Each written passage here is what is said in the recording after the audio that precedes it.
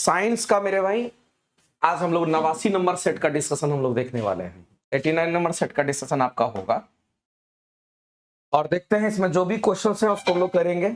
बाकी से आप सभी लोग तैयार हो जाइए और देखते हैं हमारा जो क्वेश्चन है सब्जेक्ट वाइज टेस्ट में डेली 40 क्वेश्चन आपका जो चलता है वही टेस्ट है।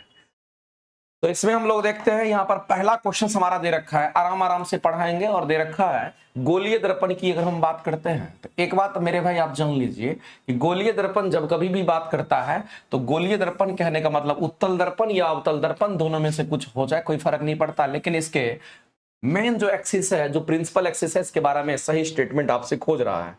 तो आप गोलीय दर्पण में कोई भी दर्पण आप ले लीजिए। अगर हम अवतल दर्पण को ले लेते हैं तो अवतल दर्पण ले लीजिए, आपको उत्तल दर्पण तो आप वो ले लीजिए, कोई फर्क नहीं पड़ता है। अवतल दर्पण हमारा चम्मच के आकार का होता है, आप जिसमें भी लेना चाहते हैं आप उसमें मान लीजिए, कोई फर्क नहीं पड़ता है।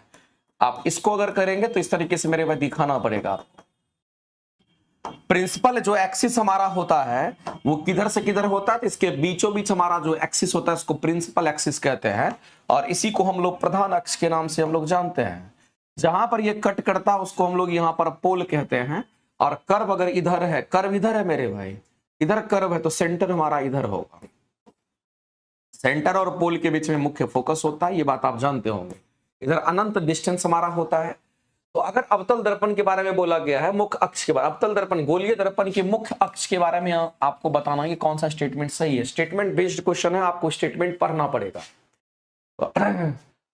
मनीष सिंह कह रहे हैं कि नियुक्ति बैच का फी कितना है। नियुक्ति बैच का फी आपको मात्र 499 रुपया है और अभी आपको मिल जाएगा प्लेटफॉर्म बाय नवीन कुमार सिंह एप्लीकेशन पर। और उस पर लगातार आपकी बेहतरीन क्लासेस कल से चलने वाली है 17 अक्टूबर से। ठीक है, सभी लोगों को मैं बता देना चाहता हूं कल से वो क्लासेस आपकी चलेगी, 12 बजे कल स्टार्ट होगा। एक्चुअली में मुझे एक वीडियो बनाना था लेकिन नहीं बना पाए, लेकिन कल 12 बजे नियुक्ति बैच की क्लासेस आपकी स्टार्ट होगी। ठीक है, तो चलिए हम लोग शुरू करते हैं। यहां पर देखते हैं, कहता है कि मेरे भाई मुख्य अक्ष के बारे में कौन सा स्टेटमेंट सही है। दर्पण पर अविलंब होता है, जाहिर सी बात है मेरे भाई, ये हमारा वक्रता केंद्र से पास करता हुआ लाइन है, तो ये यहां पर कहते हैं ये हमारा अविलंब होता है, यानी कि जो दर्पण हमारा वो 90 डिग्री का कोण बनाएगा। इस दर्पण पर ये हमारा क्या होता है, कहेंगे अविलंब होता है। इस बात को आप ध्यान रखेंगे। अविलंब कहने का मतलब होता है इस दर्पण का जो परावर्तक सतह यहां पर होगा उसके साथ ये लाइन जो हमारा 90 डिग्री कोण बनाता है। ये स्टेटमेंट मेरे भाई एकदम अच्छा है, ये बेसिक कंसेप्ट को मजबूत करेगा। अगला कहता है, अगला स्टेटमेंट कहता है, स्टेटमेंट तो हमारा राइट हो गया मेरे भाई, स्टेटमेंट हमारा करेक्ट है। अगला कहता है कि और देखिए अगर 90 डिग्री पर होता है तो जैसे हमारा, अगर मान लेते इस रास्ते से कोई हमारा ऐसे करके प्रकाश की किरण जाके टकराएगी तो वापस हमारा इसी रास्ते में आ जाएगी, इसमें कोई डिफ्लेक्शन नहीं होगा। क्योंकि 90 डिग्री पर अगर कोई प्रकाश आपतित होती है तो परावर्तित भी हमारा उसी रास्ते में हो जाती है। लेकिन 90 डिग्री होता है तो वैसे मैं एक कंसेप्ट आपको बता देना चाहता हूं, इस बात को आप जानने की कोशिश कीजिए कि वक्रता केंद्र ये है और वक्रता केंद्र से पास करते हुए कोई भी किरण अगर दर्पण पे जाके टकराती है तो यहां पर भी ये 90 डिग्री का कोण बनाती है। ये बात भी आपको ध्यान रखना है। तो मेरे भाई ऐसे आपको ध्यान रखना, और जैसे रास्ते से जाएगी उसी रास्ते में वापस आएगी अगर 90 डिग्री कोण बनाती है तो। अगला हम लोग देखते हैं मेरे भाई, कहता है कि आपतन बिंदु की बात करते हैं। आपतन बिंदु हम उस बिंदु को कहते हैं जहां पर प्रकाश आपतित होती है। तो मेरे भाई आपतन बिंदु, प्रकाश अगर ऐसे जाएगी तो प्रकाश आपतित यहां होगी, प्रकाश अगर ऐसे जाएगी तो प्रकाश आपतन बिंदु यहां होगा, प्रकाश अगर ऐसे जाएगी तो आपतन बिंदु यहां होगा।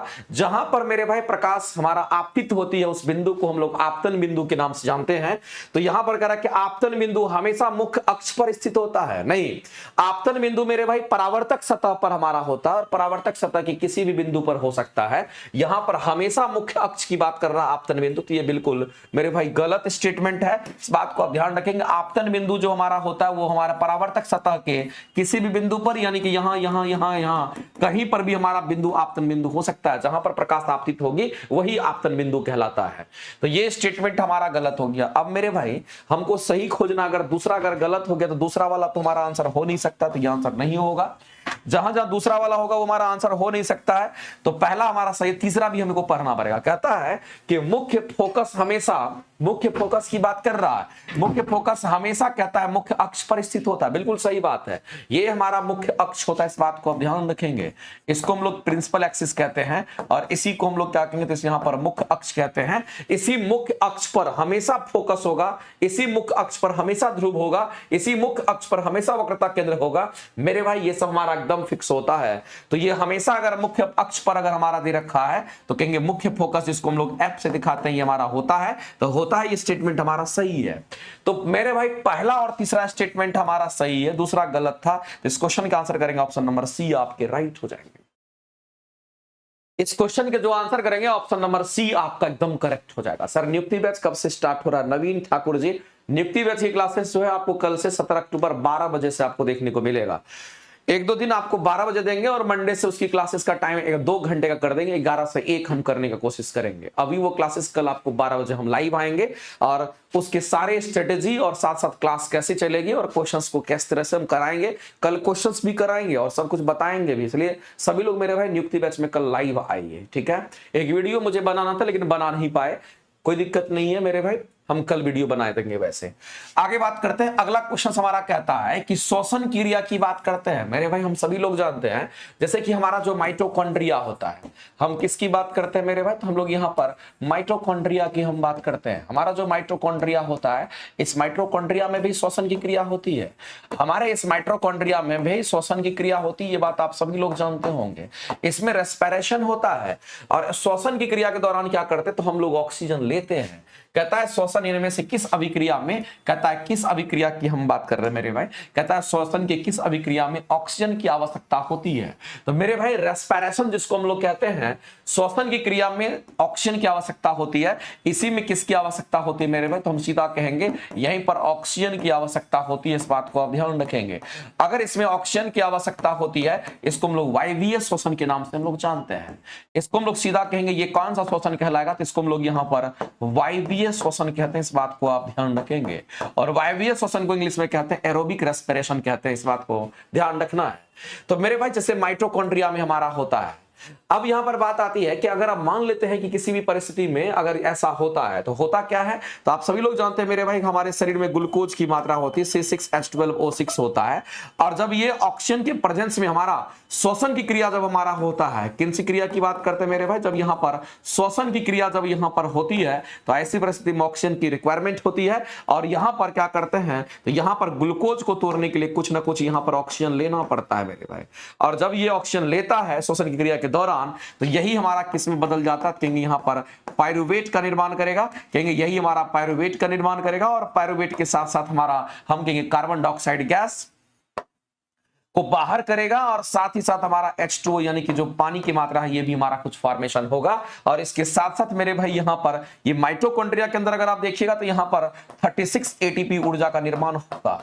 इतना एटीपी हमारा बन जाता है एनर्जी के रूप में। तो मेरे भाई हम लोग जानते हैं जो ग्लूकोज हमारा टूटता है, इस ग्लूकोज की अगर हम बात करते हैं तो ये ग्लूकोज हमारा टूटेगा तो ग्लाइकोलाइसिस का प्रोसेस ग्लूकोज का टूटना होता है।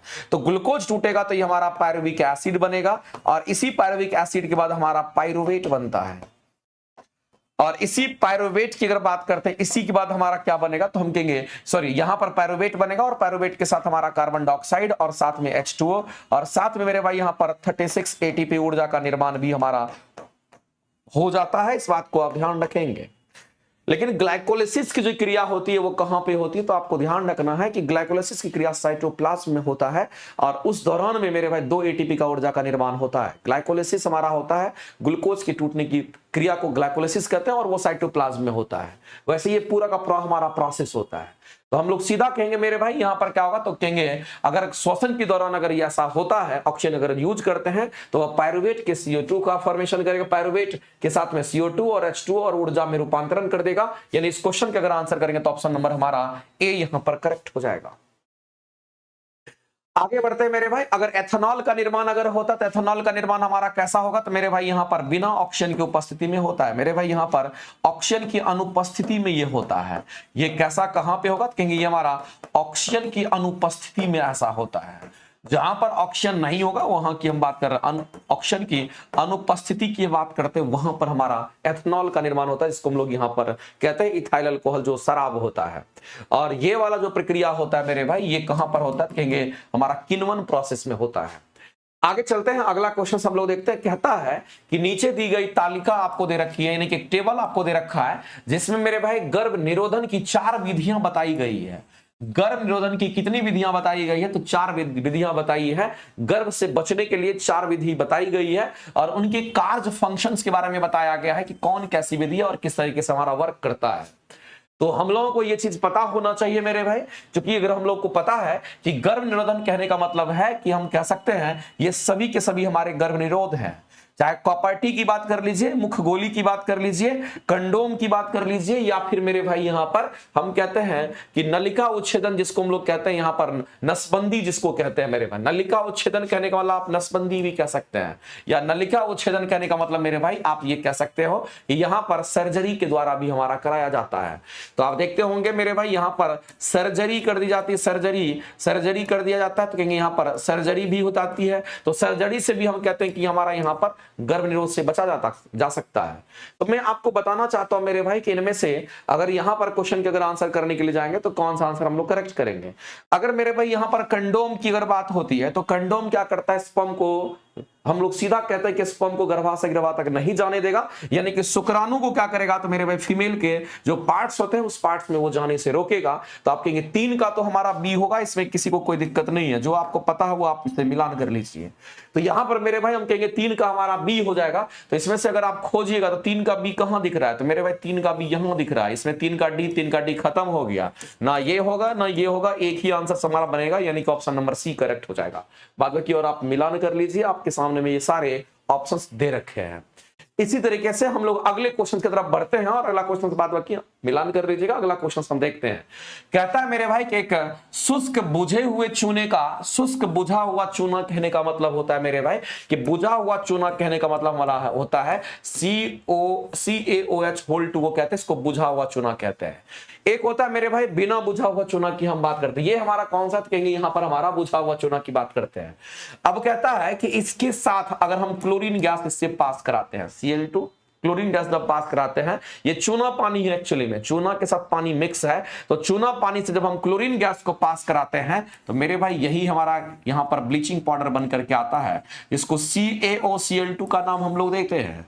और इसके बाद हमारा जो बाहर निकल जाता है वो हमारा पानी की मात्रा बाहर निकल जाती है। तो मेरे भाई जो कंपाउंड का फॉर्मेशन हमारा होता है, ये बात आपको हमेशा के लिए याद रखना है, इसी को हम ब्लीचिंग पाउडर कहते हैं।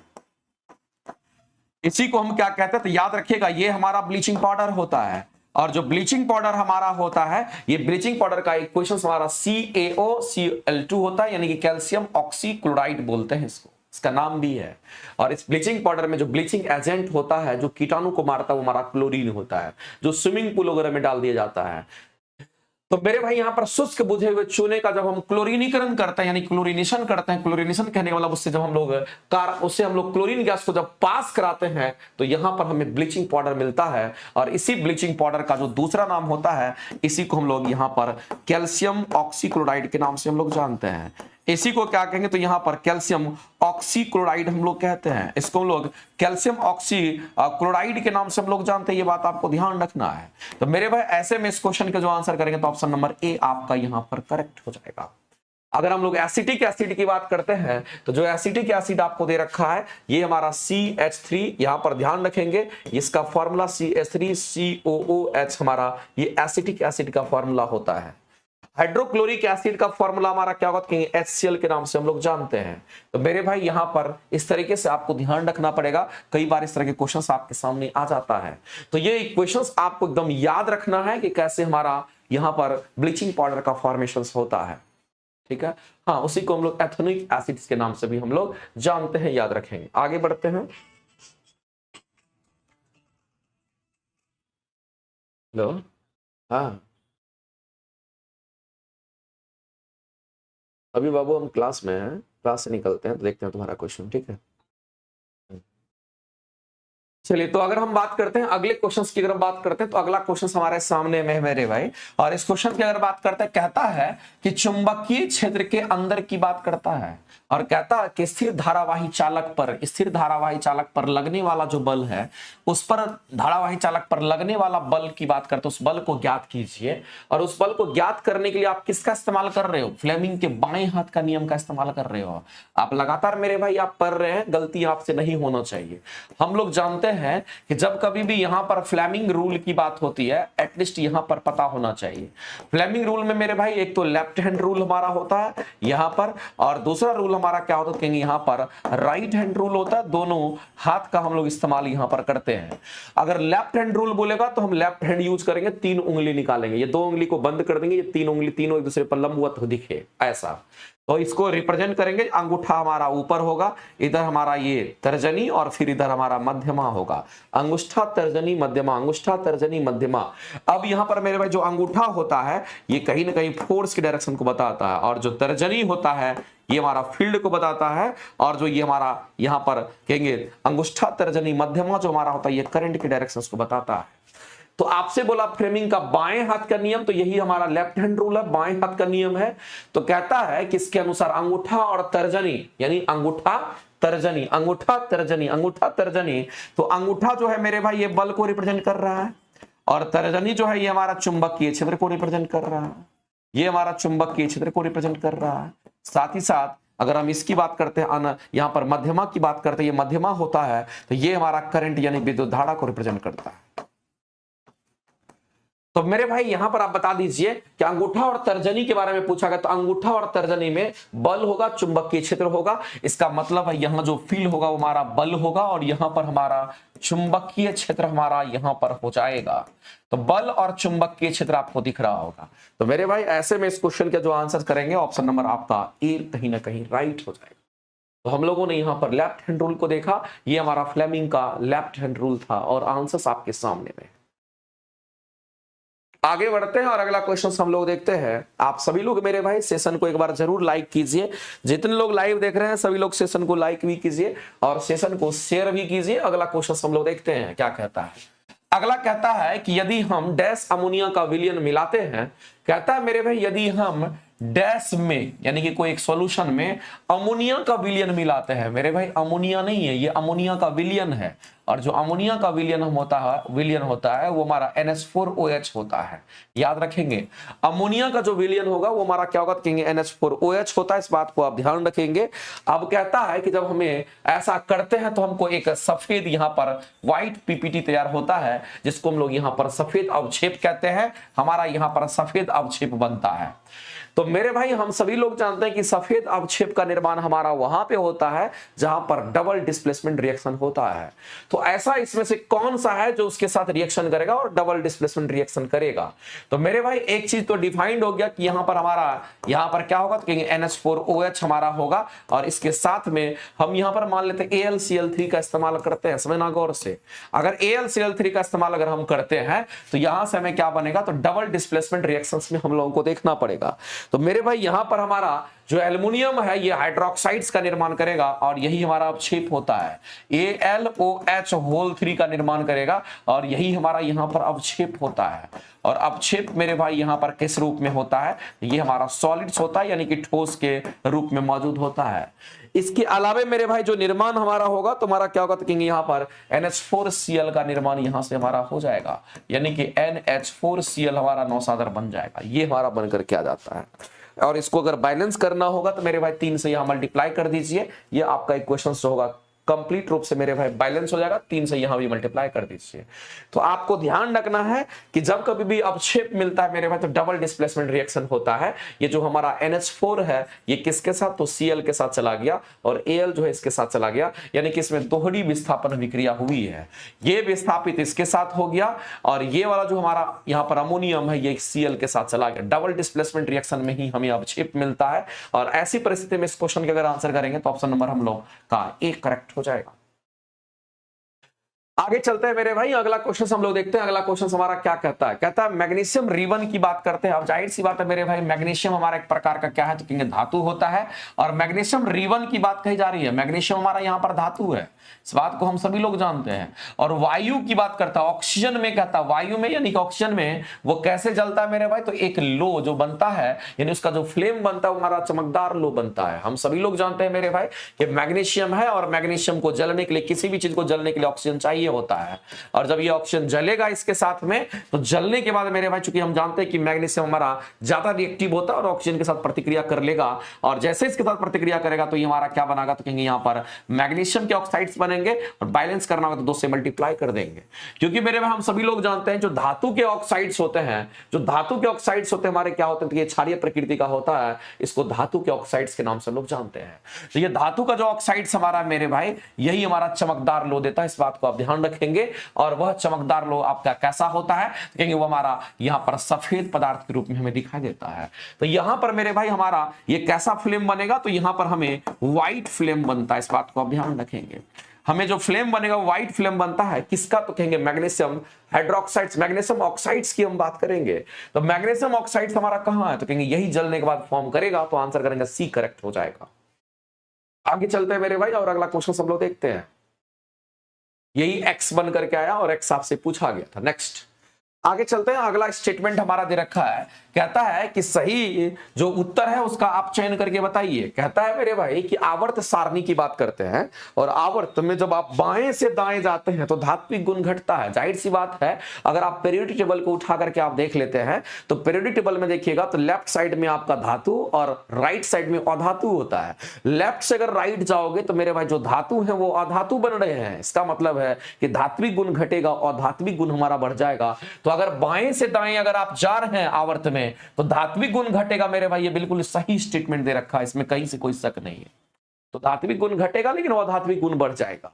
दूसरी बात है कि जैसे से हम आवर्त में, किसमें, तो मेरे भाई आवर्त में संयोजी कोष के इलेक्ट्रॉन पर कार्य करने वाला प्रभावी नाभिक के आवेश को बढ़ाते हैं मेरे भाई, जैसे ही प्रभावी नाभिक आवेश बढ़ेगा, इसका मतलब उसके इलेक्ट्रॉन एफिनिटी बढ़ जाएगा। हम लोग जानते हैं आवर्त में इलेक्ट्रॉन एफिनिटी का मान बढ़ता है, ये बात आप सभी को पता होगा। और इलेक्ट्रॉन एफिनिटी का मान अगर बढ़ता है तो मेरे भाई वो इलेक्ट्रॉन को ग्रहण करता है, इलेक्ट्रॉन को त्यागने की प्रवृत्ति उसमें कम हो जाती है। यानी कहने का मतलब जैसे से वो आगे की ओर बढ़िएगा, जैसे से नाभिकीय आवेश को आप बढ़ाइएगा, electron affinity sorry electron negativity का मान बढ़ता है। और जब इलेक्ट्रॉन नेगेटिविटी का मान बढ़ेगा मेरे भाई, तो इलेक्ट्रॉन त्यागने की क्षमता कम होगी और इलेक्ट्रॉन ग्रहण करने की क्षमता ज्यादा होती है। वैसे भी आप जानते हैं कि आवर्त में जब आप आगे की ओर बढ़ते हैं, आगे की ओर बढ़ते हैं तो धातु से आप अधातु बनते हैं, तो अधातु में इलेक्ट्रॉन को ग्रहण करने की क्षमता होती है और इलेक्ट्रॉन त्यागने की क्षमता कम हो जाती है, इलेक्ट्रॉन ग्रहण करने की क्षमता ज्यादा होती है अधातु में।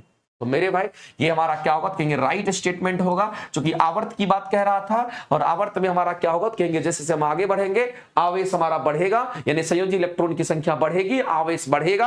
और वैसी परिस्थिति में हम कहते हैं कि इलेक्ट्रोनेगेटिविटी का मान बढ़ेगा, और जब इलेक्ट्रोनेगेटिविटी मान बढ़ेगा तो इलेक्ट्रॉन को खींचेगा ना कि त्यागेगा। तो खींचने की क्षमता ज्यादा और त्यागने की क्षमता कम हो जाएगी। तो वैसे वैसे इलेक्ट्रॉन त्यागने की क्षमता कम हो जाएगी और इलेक्ट्रॉन ग्रहण करने की क्षमता ज्यादा हो जाएगी। ये स्टेटमेंट दोनों हमारे करेक्ट है।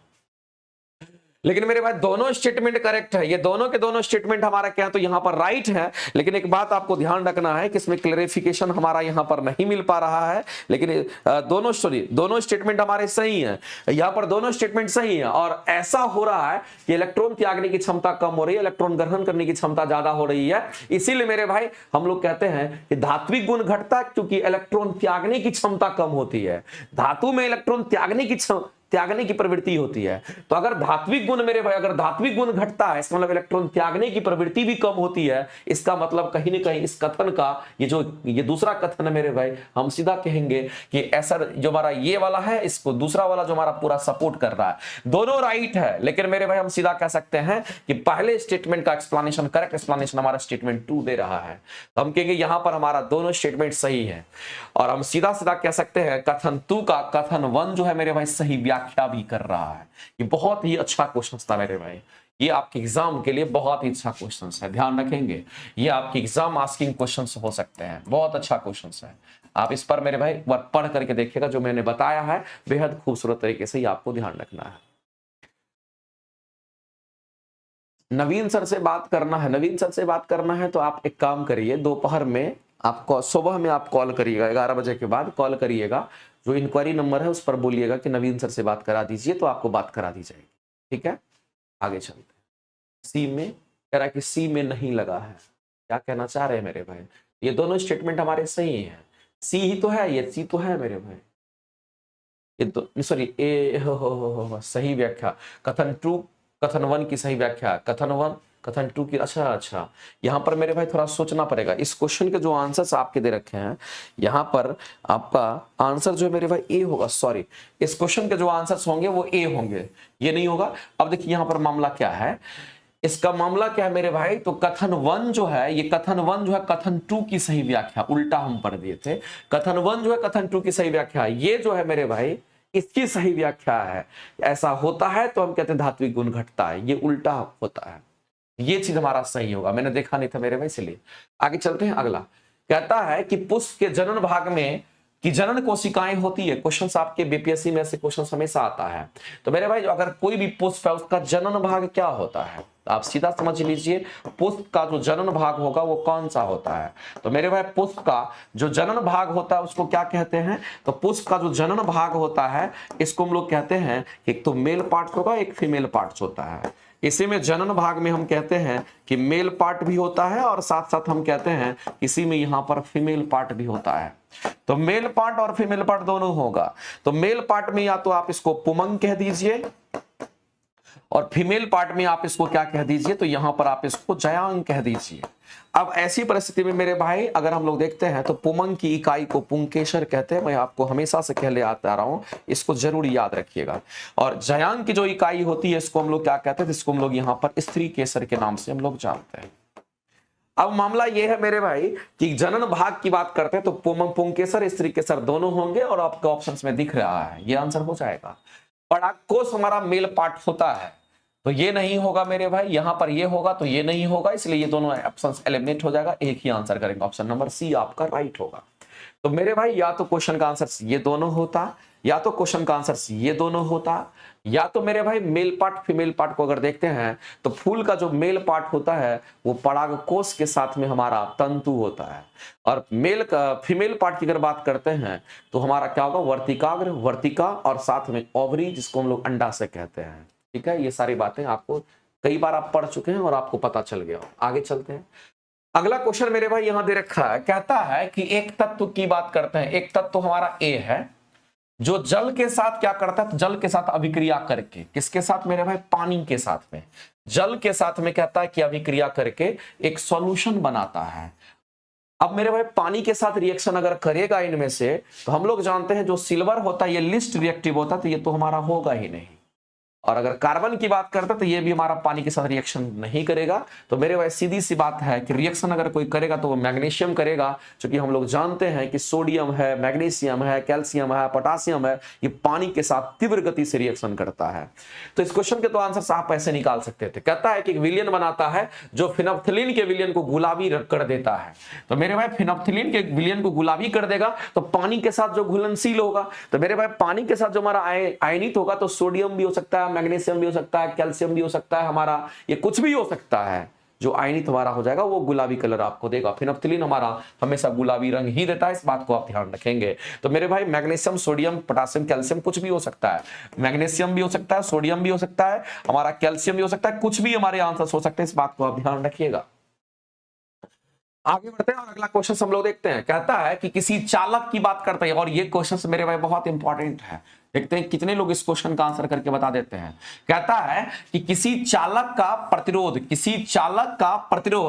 किस बात पर निर्भर नहीं करता है। मेरे भाई हम सभी लोग जानते हैं कि अगर ये हमारा अगर चालक है, हम आपको स्टार्टिंग से ही कहते आ रहे हैं, अगर मेरे क्लासेस को आप लगातार वॉच कर रहे होंगे तो मेरे भाई इसको हम क्या कहते हैं, इसको हम लोग यहाँ पर कंडक्टर के नाम से हम लोग जानते हैं। ये हमारा कंडक्टर है, और इस कंडक्टर की जब हम कभी भी यहाँ पर बात करते हैं तो आपको एक चीज समझना पड़ेगा, ये कंडक्टर है तो इस कंडक्टर की अपनी लंबाई होगी, इस कंडक्टर का अपना एक क्रॉस सेक्शनल एरिया होगा और इस कंडक्टर का अपना एक रेजिस्टेंस होगा और इसका पदार्थ के लिए मेरे भाई रेसिस्टिविटी भी होगा। इसका रेजिस्टेंस कितना होगा, R इक्वल टू हमारा रो इंटू एल अपन में A होता है।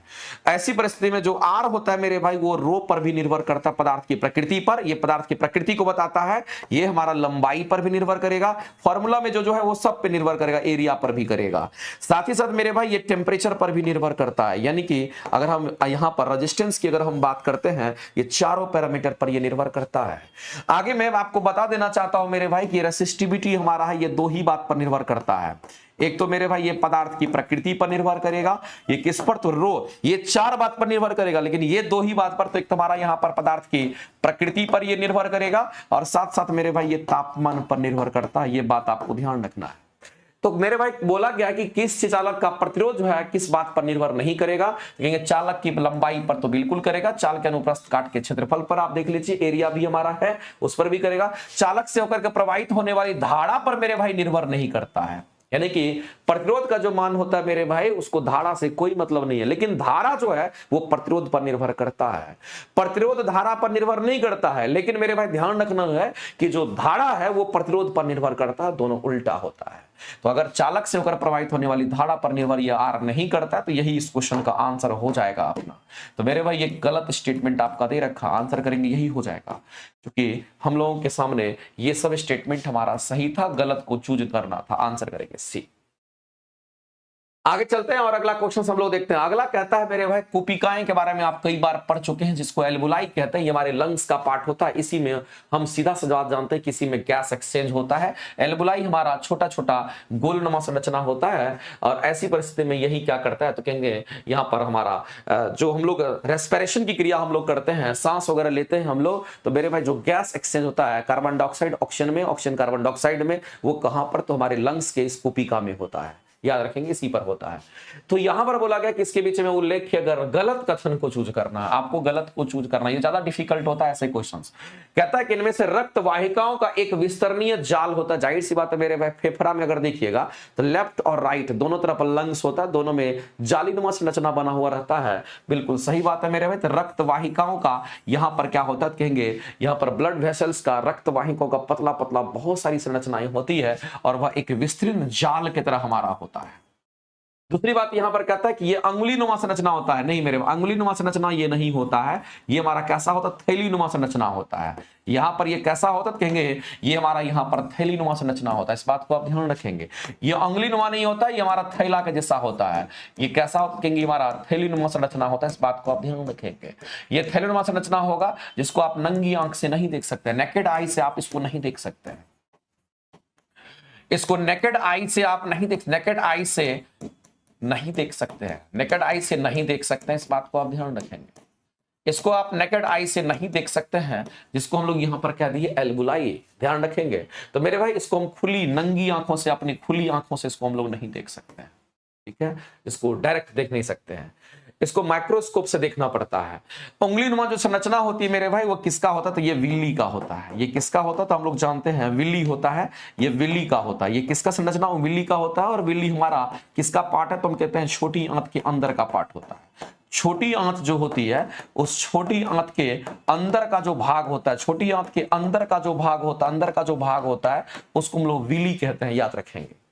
तो मेरे भाई ये स्टेटमेंट गलत था, तो यही आंसर हो जाएगा, क्योंकि गलत को चूज करना था। ये तुम्हारा यहां पर गलत था, तो गलत को आंसर करना था।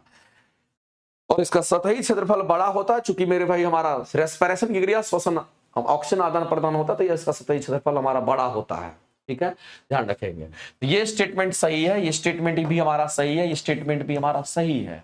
गलत कौन सा था मेरे भाई, तो गलत हमारा ये था, ये गोल होता, ये हमारा उंगलीनुमा नहीं होता, गलत है आंसर। आगे चलते हैं, अगला क्वेश्चन हम लोग देखते हैं। अगला कहता है अवतल दर्पण के द्वारा उत्पन्न जो आवर्धन होगा उसके बारे में आपको बताना है। तो मेरे भाई जो अवतल दर्पण हमारा होता है, हम सभी लोग जानते हैं, इस बात को हमेशा के लिए याद रखिएगा कि अवतल दर्पण की जब कभी भी कहानी होती है तो अवतल दर्पण हमारे दोनों तरह के प्रतिबिंब बनाते हैं। ये वास्तविक प्रतिबिंब भी बनेगा मेरे भाई, दोनों बात हम यहां पर बता देते हैं, और साथ ही साथ ये हमारा काल्पनिक प्रतिबिंब का भी निर्माण कर। अगर ये वास्तविक प्रतिबिंब बनेगा तो आपको ध्यान रखना वास्तविक प्रतिबिंब हमारा उल्टा होता है, और अगर काल्पनिक बनेगा तो याद रखना कि ये हमारा सीधा प्रतिबिंब बनता है। और अगर कोई सीधा प्रतिबिंब बनता है तो मेरे भाई आवर्धन की जो वैल्यू होती है वो पॉजिटिव होती है, आपको याद रखना है। और अगर कोई उल्टा प्रतिबिंब बनता है तो इसके लिए आवर्धन की वैल्यू क्या होती है, तो नेगेटिव होती है, ये भी आपको याद रखना है। ये अवतल दर्पण की कहानी है। इसी जगह पर अगर हम उत्तल दर्पण को लेकर के आते हैं तो मैं आपको बता देना चाहता हूं कि उत्तल दर्पण हमेशा ही काल्पनिक बनाता है। इसमें हमेशा ही काल्पनिक बनेगा, इसमें वास्तविक प्रतिबिंब बनता ही नहीं है, इसमें हमेशा काल्पनिक प्रतिबिंब का निर्माण होता है। और काल्पनिक प्रतिबिंब कैसा होगा, क्योंकि ये हमारा सीधा होता है, और अगर सीधा होगा तो आवर्धन की वैल्यू हमारी क्या होगी, तो यहां पर पॉजिटिव होगी। तो मेरे भाई छोटे छोटे क्वेश्चन है, लेकिन आपको पता होना चाहिए। अवतल दर्पण उत्तल दर्पण की कहानी आपको पता होना चाहिए। ये दर्पण ऐसा है, बड़ा छोटा समान आकार का तीनों प्रतिबिंब बनाएगा, लेकिन ये दर्पण ऐसा है हमेशा छोटा ही प्रतिबिंब बनाता है। तो आप देख लीजिए मेरे भाई, इसमें आपसे बोला गया है अवतल दर्पण के बारे में बात करना है, तो हम लोग इसके बारे में बात नहीं करेंगे, हम लोग इसके बारे में बात करेंगे।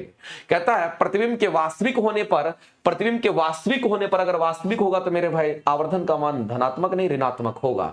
यहां पर कह रहा है कि प्रतिबिंब के वास्तविक होने पर मेरे भाई धनात्मक कहता है, यहां पर आवर्धन जो है उसको धनात्मक कहना चाहते, क्योंकि आवर्धन के बारे में पूछा जा रहा है।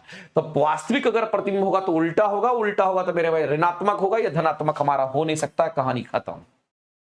प्रतिबिंब के आभासी होने पर, अगर आभासी होगा तो मेरे भाई सीधा होगा, सीधा होगा तो हम कहते हैं आवर्धन की वैल्यू पॉजिटिव होगी, धनात्मक होगी, सही है।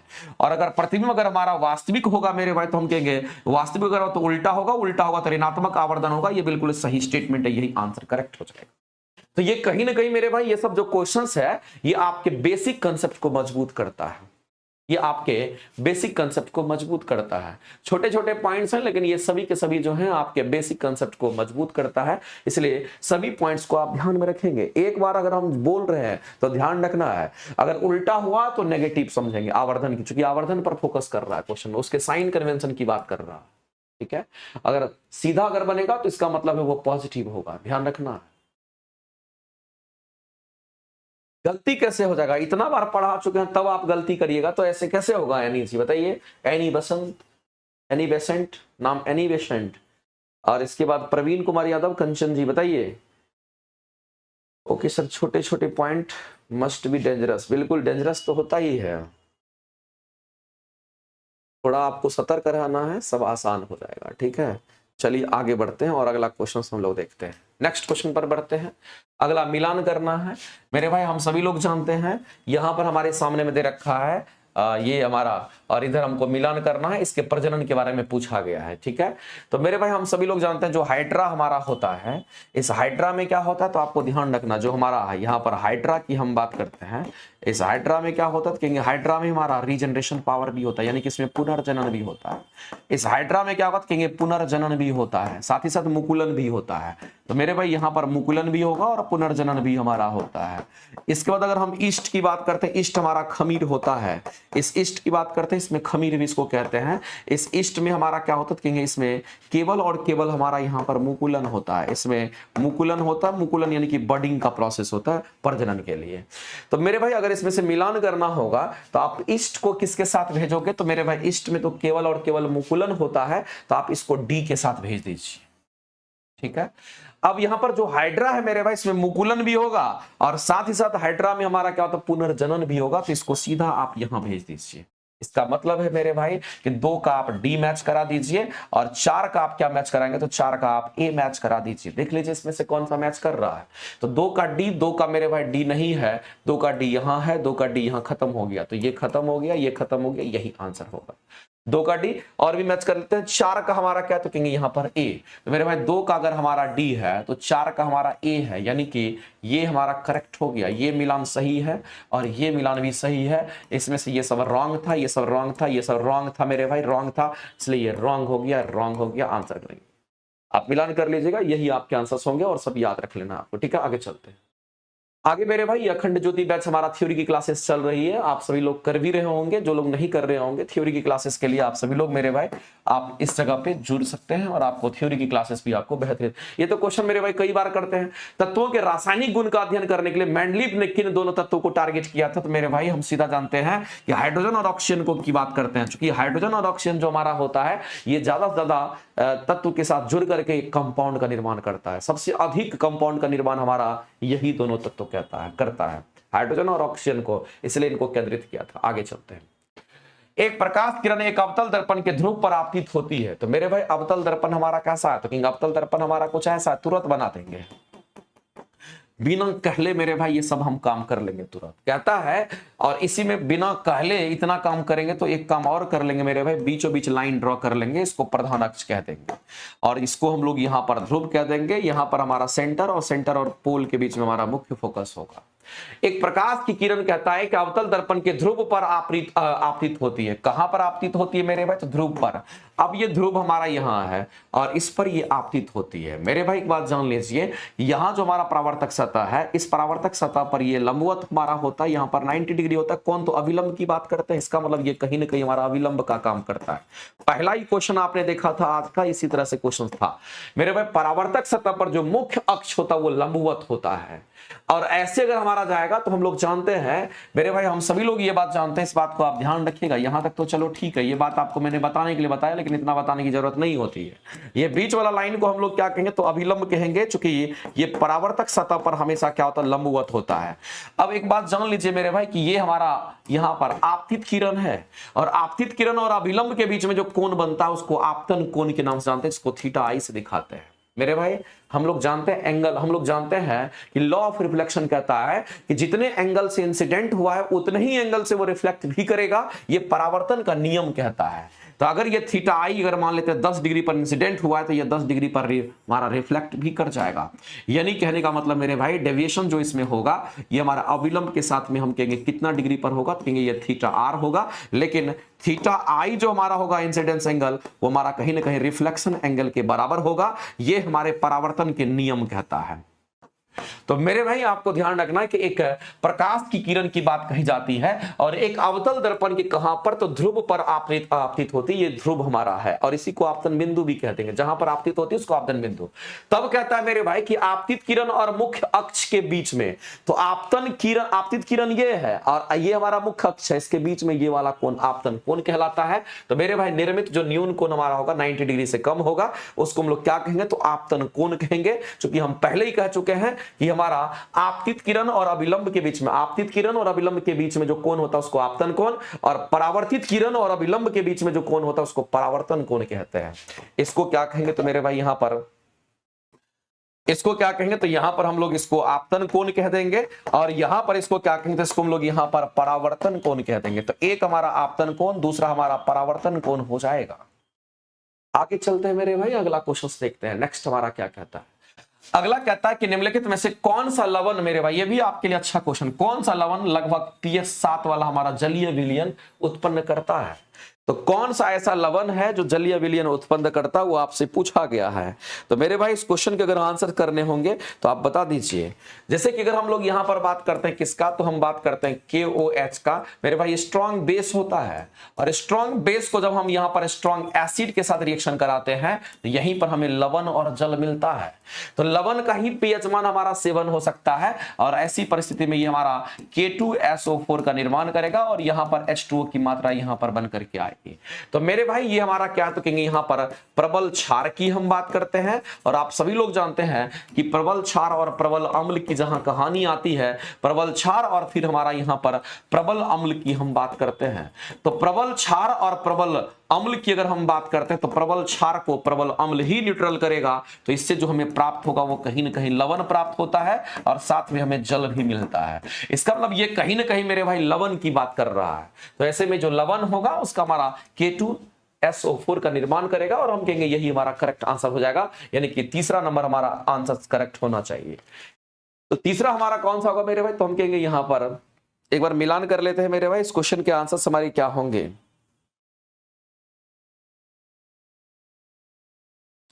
केवल 3 हमारा करेक्ट होगा, यानी कि इस क्वेश्चन का आंसर करेंगे यही हमारा करेक्ट हो जाएगा। ये नहीं बनेगा, ये नहीं बनेगा आंसर।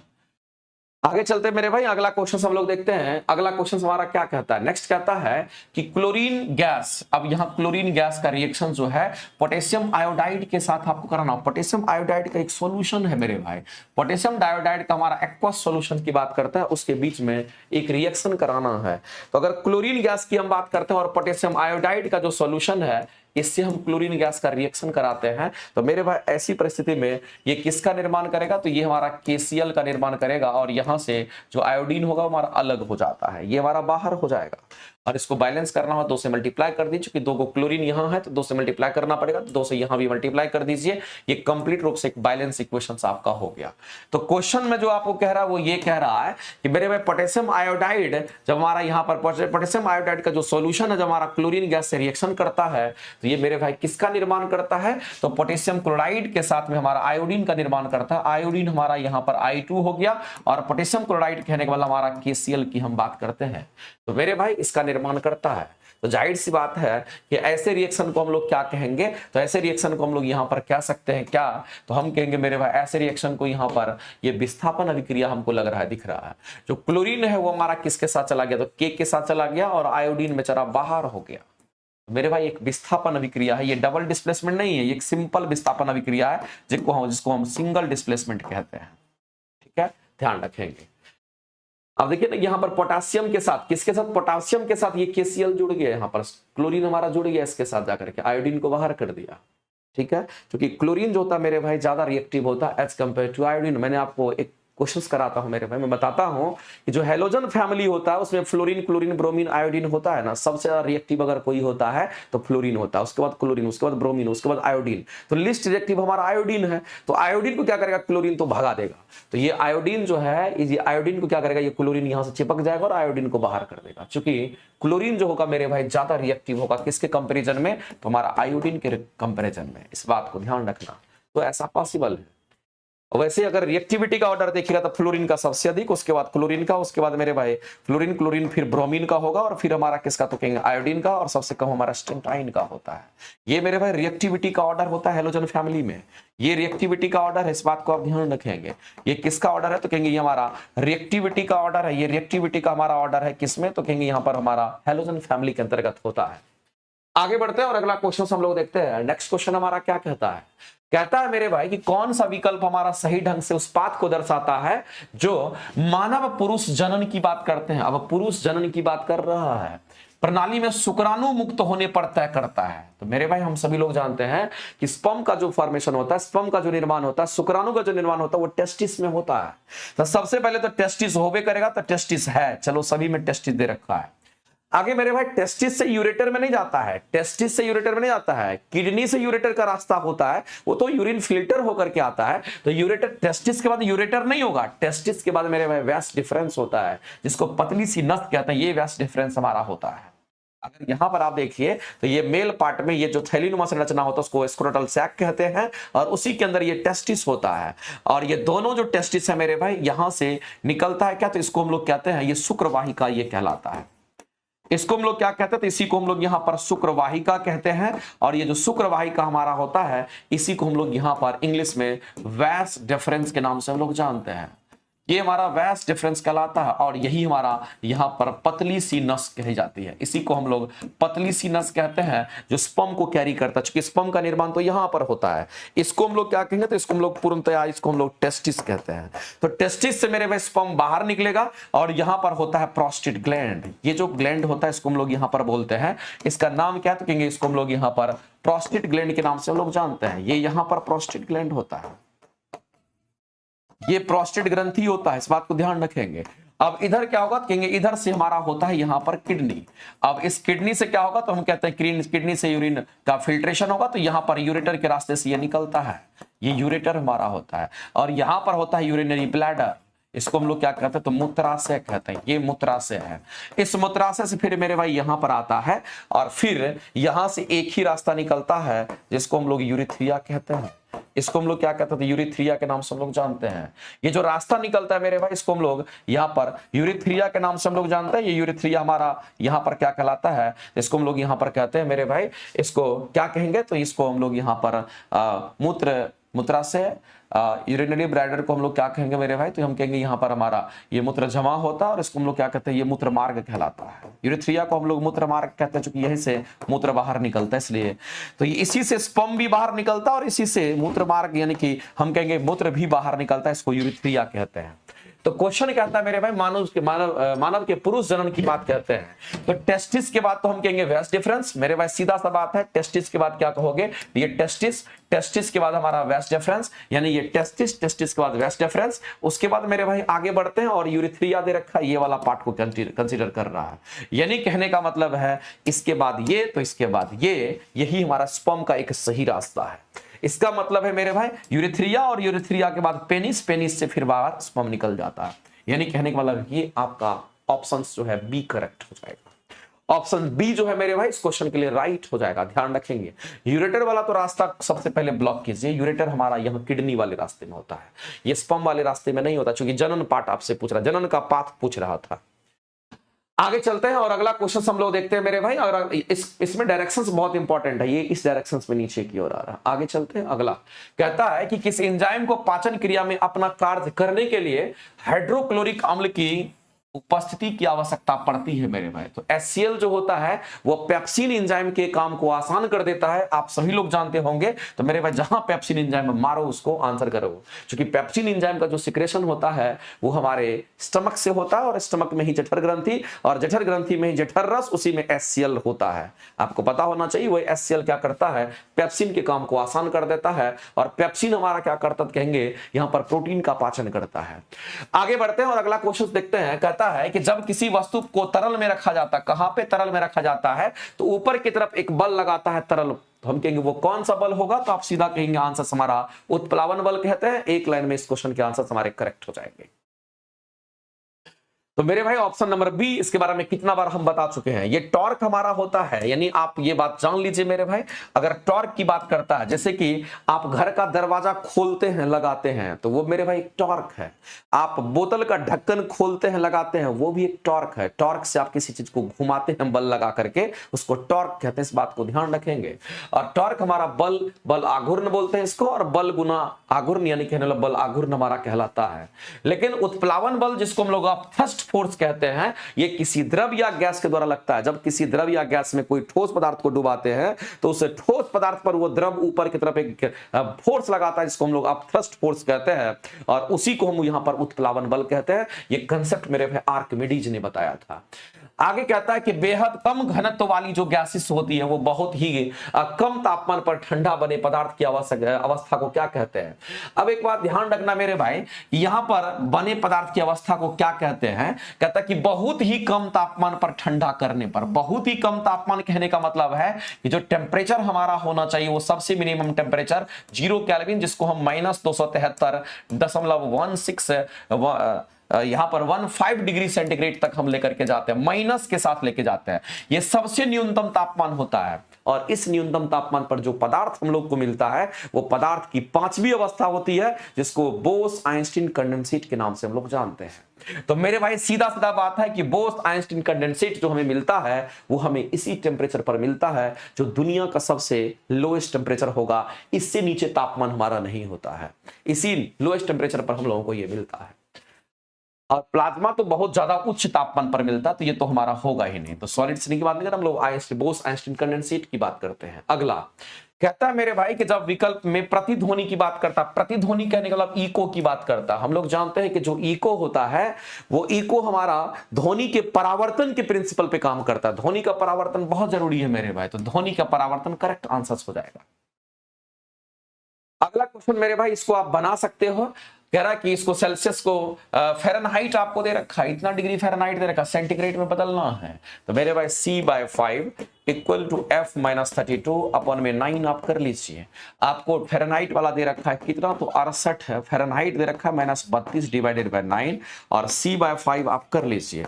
यहां से अगर C कैलकुलेट करोगे तो कितना हो जाएगा मेरे भाई, तो हम कहेंगे 68 में से अगर 32 जाएगा तो कितना बचेगा, बता दीजिए मेरे भाई। तो कहेंगे 32 दूना 64 और फिर हमारा कितना होगा, तो 32 4 36 बच जाएगा।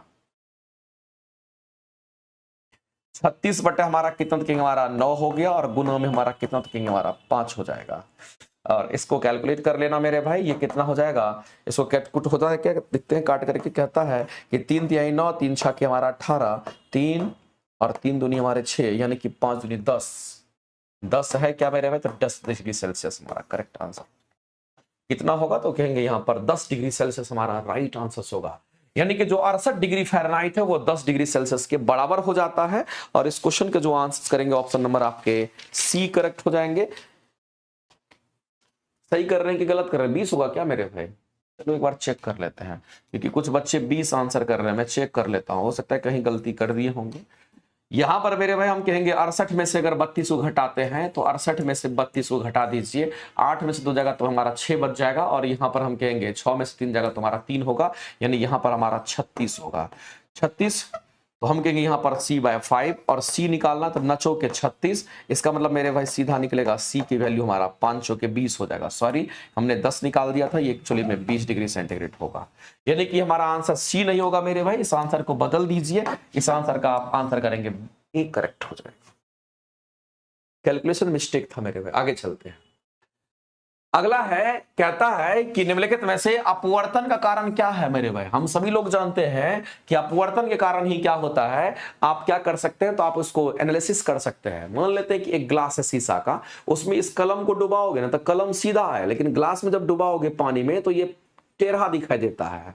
वो प्रकाश के अपवर्तन के कारण, क्योंकि प्रकाश हमारा माध्यम परिवर्तन कर रहा है, हवा से पानी में प्रकाश घुस रहा है, तभी प्रकाश जहां जहां जाएगी वहां वहां आपको दिखाई देता है। तो अगर टेढ़ा पगर दिखाई देता है तो प्रकाश इसका मतलब पानी में घुस गया है, और जब प्रकाश मेरे भाई विरल माध्यम से सघन माध्यम में जाती है तो वो मुड़ जाती है, इसीलिए आपको ऐसा दिखाई देता है। तो प्रकाश का अपवर्तन की घटना है।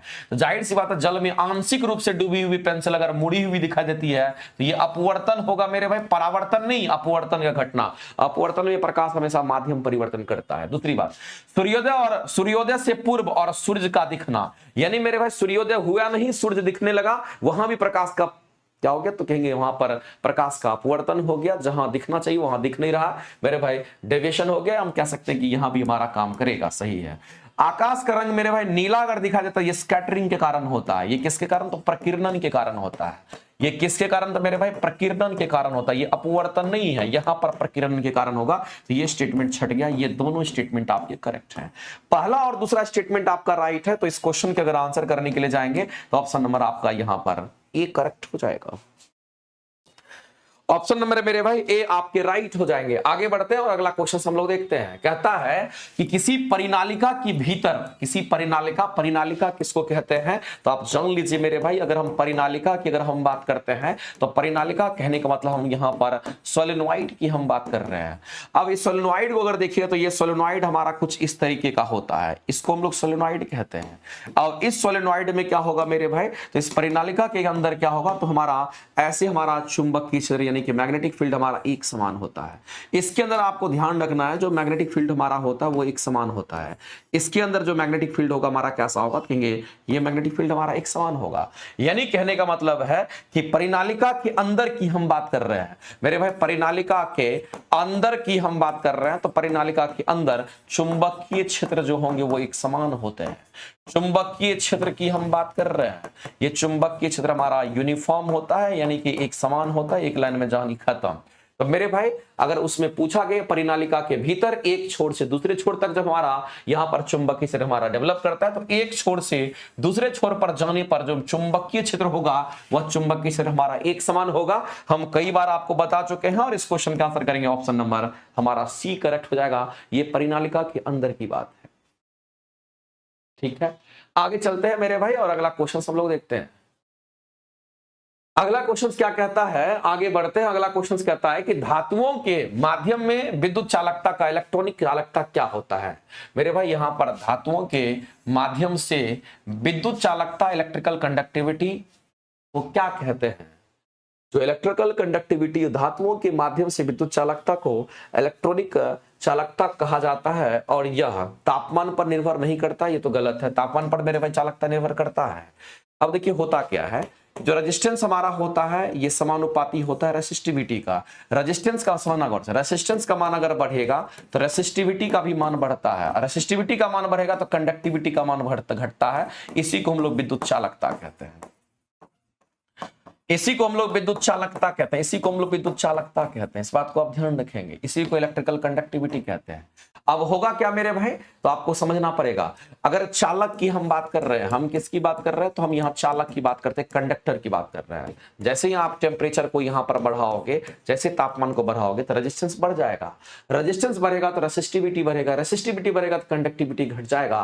तो मेरे भाई अगर चालकता की बात करते हैं तो तापमान में वृद्धि के साथ वो घटता है। अगर हम तापमान को अगर बढ़ा रहे हैं, हम तापमान को क्या कर रहे हैं, तो मेरे भाई अगर तापमान को बढ़ा रहे हैं तो हम विद्युत चालकता पर जाएंगे। इसका मान ये घट रहा है, इसका मतलब है तापमान में वृद्धि के साथ विद्युत चालकता का मान घटता है।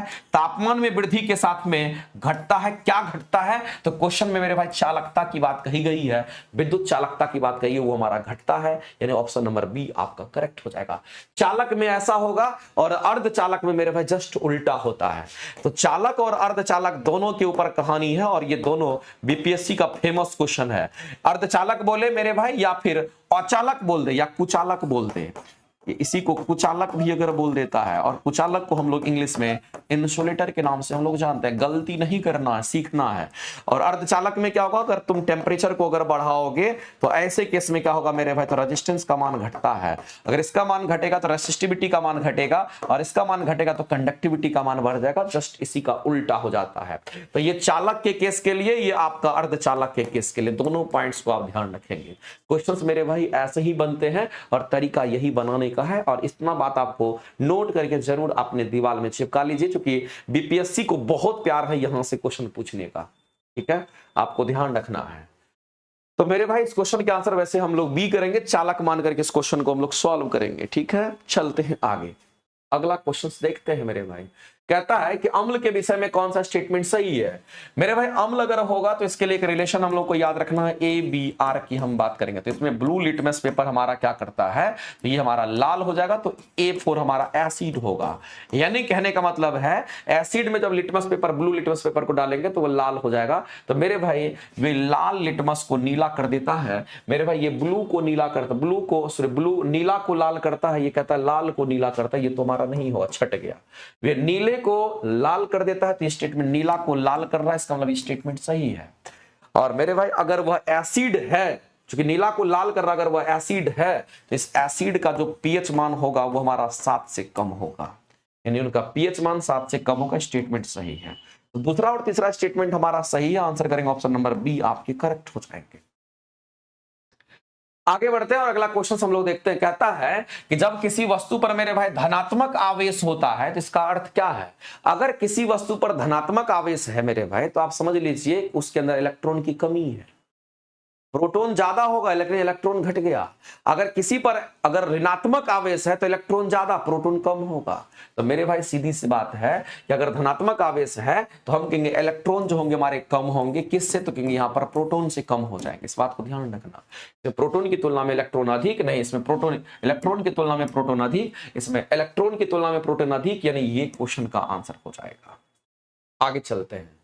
अगर कोई न्यूट्रल होता है जिस पर ना प्लस आवेश ना माइनस आवेश, उसमें इलेक्ट्रॉन की जो संख्या होती है वही प्रोटॉन की संख्या, वही परमाणु संख्या होती है, लेकिन वो हमारा न्यूट्रल केस में होता है तीनों बराबर।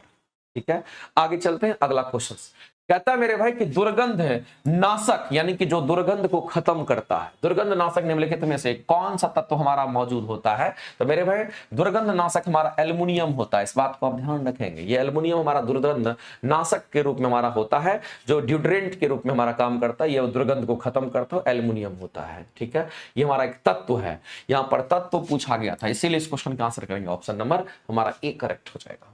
तो मेरे भाई 30 नंबर क्वेश्चन तक हम करा दिए हैं। क्योंकि आज बहुत थक चुके हैं और आगे हो सकता है कि अगला क्वेश्चन जो बचा हुआ रेस्ट क्लास में हम करा देंगे, ठीक है। क्योंकि लगातार इधर बीमार भी चल रहे थे, लेकिन आपका डिस्कशन बहुत दिन से बाकी था तो सोचे आज क्लास ले लेंगे, लेकिन अब जो है लग रहा है कि नहीं ले पाएंगे, इसलिए इस क्लास को हम यहीं पे स्टॉप करेंगे।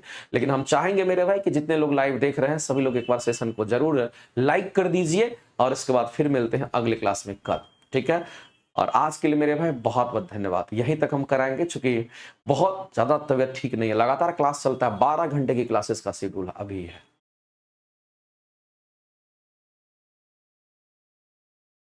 15 नंबर का बी होगा सर, 15 में चलिए पहुंचते हैं, कोई दिक्कत नहीं। आपका भी एक बार देख लेते हैं क्या कहना चाह रहे हैं।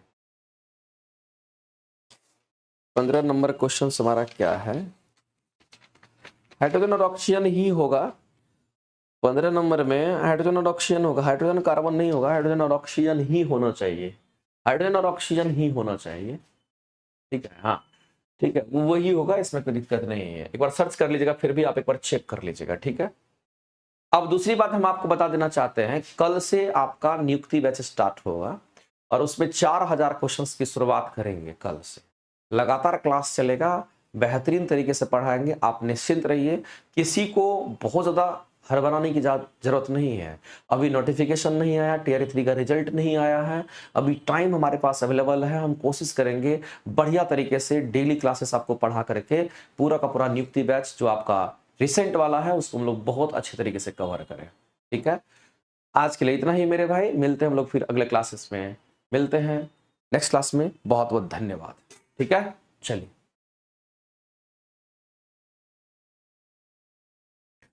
सर को मोदी जी बना दोगे क्या मुरली, क्या कहना चाह रहे हैं मुरली जी, कुछ कह दिए क्या? आपका साथ सबका विकास, वाह, बहुत बहुत धन्यवाद मेरे भाई। चलिए, आप लोगों का साथ मेरा विकास, बिल्कुल सही बात है मेरे भाई। हम सभी लोग एक दूसरे पर म्यूचुअली हैं, म्यूचुअल हैं। म्यूचुअल कहने का मतलब होता है कि आपको भी फायदा, मुझे भी फायदा, ठीक है। तो एक म्यूचुअल अंडरस्टैंडिंग के साथ ही हम लोग काम करते हैं। चलिए, बहुत बहुत धन्यवाद मेरे भाई, मिलते हैं फिर नेक्स्ट क्लास में। Thank you very much.